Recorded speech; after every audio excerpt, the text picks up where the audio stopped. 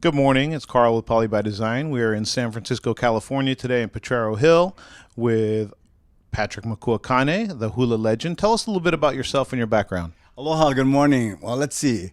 Born and raised in Hawaii, on Oahu, in Honolulu, Waikiki. It's funny because a lot of people don't like Waikiki because they think of it as this overdeveloped tourist place, which it is, but I have a lot of nostalgic feelings for Waikiki. So when I'm there, as developed as Waikiki is, for me, I see myself as a small kid going to the beach with my egg salad sandwich without crust bread. I have an affinity towards Waikiki. Anyway, enough about Waikiki. But born and raised, Kaimuki, and I went to school at St. Louis High School and then moved to San Francisco when I was about 23. And I've been here ever since. And the only reason that I can stay here in San Francisco is because I have Hula here with me. One of the reasons why I wasn't going to leave Honolulu was I was dancing Hula, and there was such a connection to culture and people that I just couldn't imagine leaving. But love took me away. The plan was to move back to Hawaii after a year, but once I lived in San Francisco for a little bit, I was like, ooh, big city. This is kind of nice. We'll stay here for a while. And I never left, but I created my own halau, and because of that has sustained me. And so that's what allows me to remain here in San Francisco. Awesome. So Hula is obviously a huge part of your life and your journey. Would you say that Hula found you or that you found Hula? Maybe we met in the middle, but it had a rocky start because when I was 10 years old, Kamehameha High School, or Kamehameha Schools, they have a program called Kamehameha Schools Explorations, which is really great. They take the 10-year-olds from everywhere on the islands, as well as over here, and they bring them together for a week, and you have a week of cultural immersion. You learn everything Hawaiian, from cultural activities such as canoe paddling, learning how to plant kalo, all kinds of games and other kind of ike, wisdom lessons. And one of the classes, of course, is Hula. And I hated it. It's the only class I didn't like was Hula. Of course, that's because the instructor was this big flaming mahu. And I thought to myself, with my own internalized homophobia, oh, that's what I'm going to be when I grow up because I'm mahu. And that's what's going to happen to me. Silly, right? Because now I love him because of that. But it kind of frightened me as a kid, so it turned me off to Hula. And when I got into high school, I joined a group called Huyo Na Opio, which was a Hawaiian club, mainly to learn how to sing Hawaiian songs. And when I got in, the instructor told me, oh, that's nice, but in this hui, you're going to learn how to dance Hula too. And if you don't like it, there's the door. I was like, oh, God. But after 2 weeks, I was hooked. I knew I was going to do that for the rest of my life. So, yep, here I am. So one of the things that Leah Poasa, our newest member of Poly by Design, is the one that hooked us up with the interview. And one of the things that interested her was the Hula in unusual places. And for those of the people that don't know what that is, can you explain a little bit about how that came to be, how it was originated, and where it is today? Sure. Well, first of all, living here in San Francisco and practicing Hula is an unusual place, right? So that was sort of the foundation, the kernel of which this show sprung from. Well, now San Francisco doesn't seem unusual because we've been living here for a long time. But through the years, we have performed at many different places, which really are, quite unusual for a hula performance. So I thought it would be an interesting topic for a show. So we performed at San Francisco Opera House, in New York, running around the streets. We did a thing called hit and run hula. But the biggest thing that we've done, that's the most unusual, is Burning Man. So I took the entire halau there, about 30 dancers and 10 tech people, so about 40 of us last year in the desert to perform. It was really, by far, one of the most fantastical things we have ever done, one of the most fulfilling, and it almost killed me. Never again. Whoa, that was it was tough. So for those of the viewers that don't know what Burning Man is, can you give a brief description of what that event is and what it's like? Yes, absolutely. Burning Man is indescribable. No. Go look it up and try to figure it out, because what you see really couldn't explain it. People tend to call it a festival, but They don't like that, meaning they prefer an event that happens in the desert where over 70,000 people gather, and you will see some of the most fantastic, ingenious, creative, subversive art that people have to bring in because it's an empty desert. And when Burning Man happens, then you have to bring every single thing you need into the campground. Well, it becomes a campground. And so a lot of it is artwork. And that's what first inspired me. When I saw the artwork at Burning Man, it's like, I noticed there was really no collective dancing. You know, everybody's in a club, but there's no collection of dancers. So I thought, well, I'm going to bring my dancers. I mean, the music is my jive, and I think we would really enjoy it here. And it's a community that is based on 10 radical principles of radical self-expression and cleaning up after you leave and being kind and loving to one another and decommodification, all things that I would love to incorporate in my life. So the sort of the mana'o of the place is really, I think, how we should live our life. And, you know, it's really easy to live that way for 10 days. So people are pretty good. But that in and of itself inspired me to bring the rest of the group, because I already thought being a Polynesian or Hawaiian, that's already some of the protocols by which we live by, you know. So it was an easy transition for me to be a part of that community.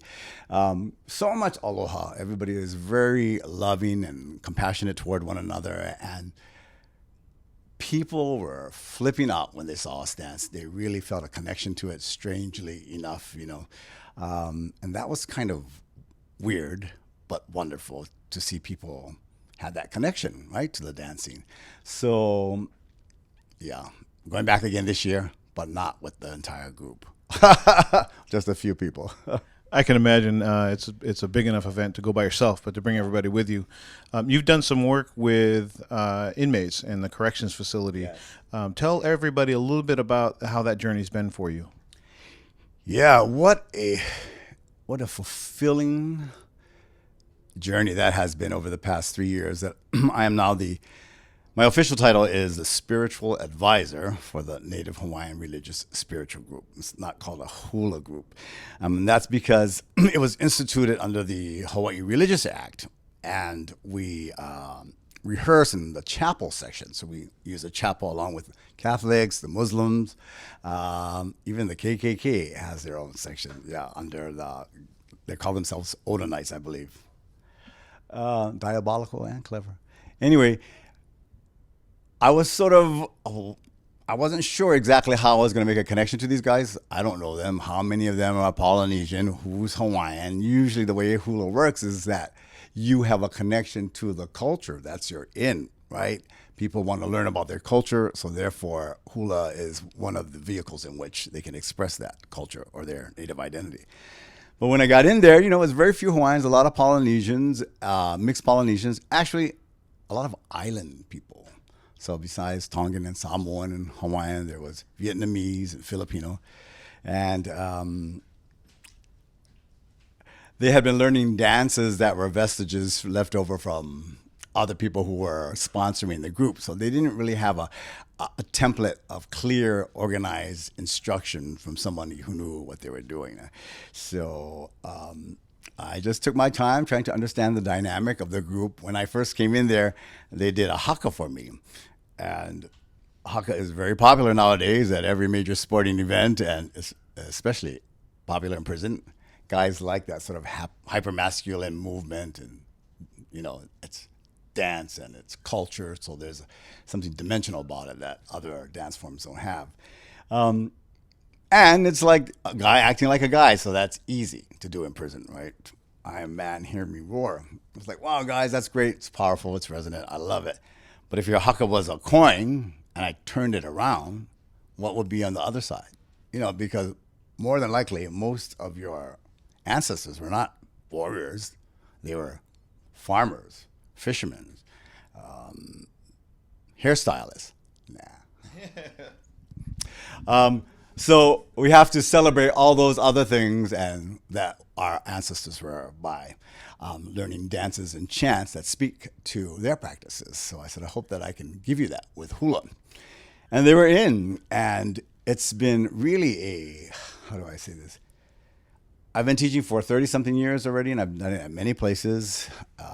But this is one of the most fulfilling jobs, not jobs, but one of the most fulfilling, you know,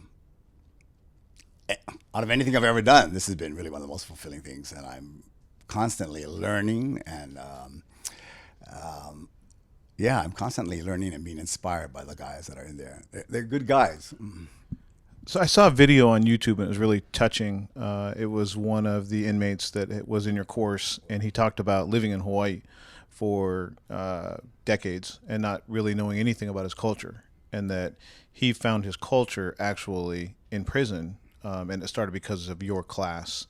Is that one of the things that that you envisioned when you started it, that you were going to be able to touch people with the culture there? Well, yes, because that's what we do here outside of prison in class here in California and even in Hawaii.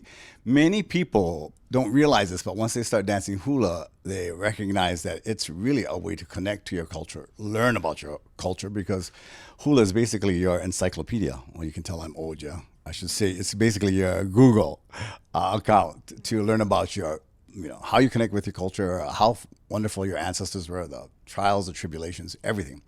There's so much, a wide spectrum of topics that hula and the chants associated with hula cover. So you really learn a lot about who you are as Hawaiian and what Hawaiians thought back in the day. And I see that happening for the people who are here. And I knew that if people in prison would stick with it, eventually that they would feel that way too. But really, one of the most important things, this is something I've learned, especially in the last 10 years, one of the most important and fulfilling things about hula is that it provides a community with like-minded individuals who are there for the same purpose, who are putting their needs aside for the group, and who approach this craft with humility and respect, and all of that put together, plus art, manifesting that as you dance together as a group. It's pulsating, right? You can just really feel a connection to community and also to a link to the past, and to sort of move together in unison with everybody around you means that you have to watch one another. You have to connect in ways in hula that you don't usually do in your normal life. So I see that a lot of people respond to that. So I wasn't surprised that the guys felt that way too. The biggest surprise for me was that a lot of the guys aren't Hawaiian. So that's usually the hook. I'm Hawaiian, and so I feel a sense of pride, and I'm going to learn how to dance hula, and that's going to connect me or something like that. But a lot of these guys weren't. And what I discovered was that it was the community aspect. They were in a safe environment and they could relate to one another. And there was like a bond that was created with these guys. And then the biggest surprise was watching them really feeling a strong sense of pride when they recognized that they were getting to be better dancers, that they were developing this craft, this talent. Some of them are really good. If I was there twice a week, wow, I could turn these guys into dancers. But the bittersweet experience of it all is that many of them get released, and that's great. I'm happy they're released. But all the work that we put in, then what? So I'm trying to develop a program where I can still work with these guys once they leave the group, and to have them mentored by my guys and my community, and know what it really feels like to be a part of something that's real community. So That's truly amazing. You had made a comment about linking to their past, and I think that culture is what links us to our past and builds the future. In your past, you've worked with some true legends of Hawaiiana, one of those being Robert Uluvehi Casimiro of the Brothers Casimiro. Talk a little bit about what you got from your working with that generation, specifically Robert, and anybody who served as kind of a role model when you were growing up. Well, when you're young, because when I started dancing with Kumu, I was 15, 16? And of course, he was a huge star back then, and the star was rising, right? The Brothers Casimiro, they really peaked in the 80s and 90s, and that was my time. So here was Robert Casimiro, my hula teacher, and someone that I dearly loved and respected just for that reason. But then he was also this icon, this entertainer. So that was part of the package as well. It was a good part of the package. I was so proud to have that man as my teacher. And he's the one who really opened the door. I mean, he opened the door and just gave it to us. All the music, the history, introducing us to people and places. I mean, it was it was a buffet. I mean, constantly, every time we went to class or for whatever performance we did, when we went outer islands to meet people. I mean, it was this constant gift of culture and love. It was really amazing. I feel sorry for my kids that they don't get the same experience, but they did go to Burning Man. So yes, and Kumu still to this day, he is there and has been always giving and generous and there when I need him. And so I bring him back to San Francisco as often as possible so that my students can get a chance to be around him and get a feel for what all that mana is like. So he's still kicking it and still doing awesome things past 70. I mean, so keep going, Kumu. You have your own halau now. You were wearing the hat when we came in today. Talk a little bit about that, forming that and growing it to where it is today. So I started like almost 35 years ago, small halau in a studio in Sanchez Street, and you don't know what's going to happen, right? You're just like, hey, I'm going to teach hula. These people contacted me, used to dance with Robert Casimiro at the Royal Hawaiian Hotel, and they want to learn hula. Okay, I can fake it. Nobody was that good over here in the mainland, because the mainland, nowadays it's called the continent, excuse me. Here in the continent, in America, back in the early 80s, there wasn't really any qualified teachers, right? And so people in Hawaii looked at California people as like, oh, that's cute. You folks, you try your best. Yeah, that's right. That's all right. That's good. But now, over the past few decades, California and the people here have really made a name for themselves. So I think we can hold our own. And it's been a really fulfilling trajectory. And I've had, thousands of students who have been through the doors of our school. And it's always surprising to me that these people come over and over every time I open a new class. What is their interest and why are they connected? It's always surprising to me that many people are interested in hula. But I know for those what the story usually is, especially for those who've come to Hawaii, all right, we're going to dance hula so that way I can, again, here's that word, remain connected back to home. And I'm going to use hula as that way. Because it really is. You come into class, so we're speaking Hawaiian, we're dancing, and especially when you're chanting and dancing, it's like an instant portal back in time to something you recognize as being important and authentic, even though you can't quite identify what it is, but your na'au tells you, well, this is something that I want, part of my history, even if you're not Hawaiian. So people are always surprised.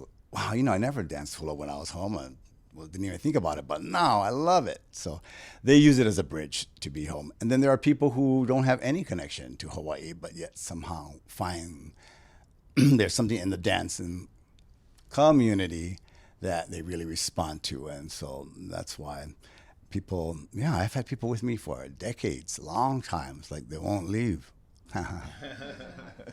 So the name of the halau is Nale Hula Ika Wekyu. What does that mean? Yeah, Nale Hulu. Nale Hula Ika Wekyu. Yeah, hulu. So hula is the dance. Hulu is a feather. So Nale Hulu Ika Wekyu means, so lei hulu is a feather lei. Nale hulu, the many feathered leis. Ika Wekyu at the summit, held in high esteem.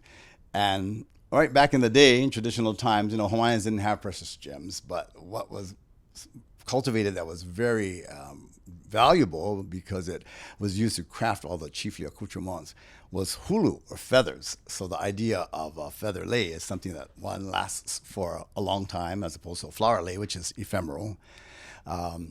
So it's a highly treasured commodity, not commodity, but something precious and treasured for one to have.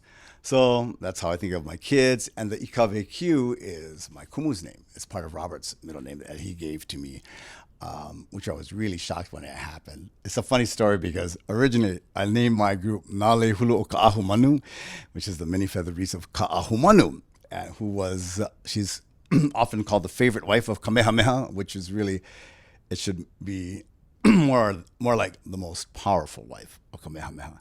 Anyway, I admire her a lot because she was smart. She went from island to island and gathered the most beautiful women to be a part of her entourage. And when I first had my first 6 women, I thought there was such beautiful Hawaiian women that the idea came to me about that Ka'ahumanu and her having these women as part of her group. But the main reason was that any woman who was part of her entourage or her retinue was forbidden to Kamehameha. So all the islands grabbed all the most beautiful girls. So I told my kumu that one day when he asked me, he said, "What's the name of your hala?" We're on the phone. I'm like, "Oh, Nale Hulu o Ka'ahumanu." He goes, "Oh, Ka'ahumanu." I was like, oh, I knew he wasn't going to like that. He goes, "Take off that o Ka'ahumanu." I go, "Okay, sure." And he goes, "And you put Ikaveq, which is his middle name."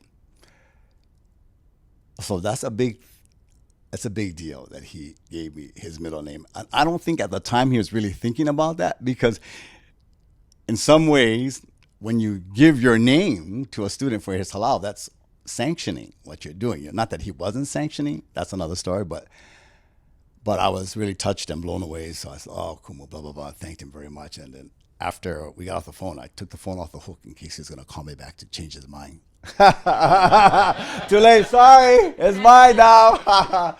So for me to have that name, it's really a sense of pride. And that also means that I am beholden to ensure that what I do is pono, in Hula.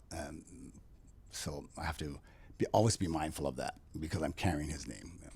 I'm sure he's proud of where that name has carried. We, Leah, I believe, had connected through Ryan Fuimaono.